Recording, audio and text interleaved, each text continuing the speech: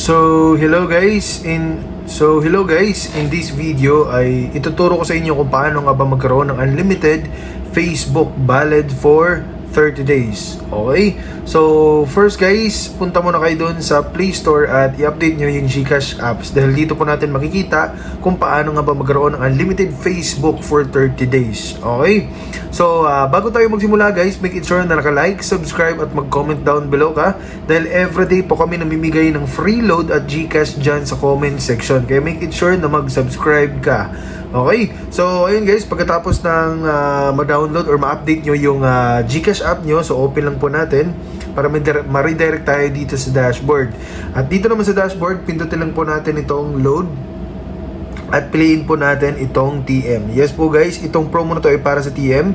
So, input lang po natin yung number natin, no? So, halimbawa guys, yan po yung number natin, pero hindi ko po ito number. So, proceed lang po natin. Tapos,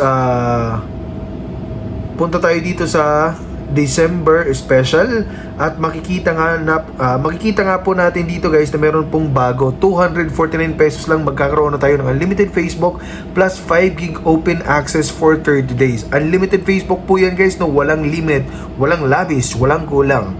Kaya make it sure na mag-subscribe ka dito guys, no, sa promo na to para sulit na sulit yung Facebook subscription mo, lalo na kapag mahilig ka or grabe yung babad mo sa social media, no. Kaya ano pang hinihintay mo, make it sure na mag-comment down below ka, mag-like at mag-subscribe na rin, okay?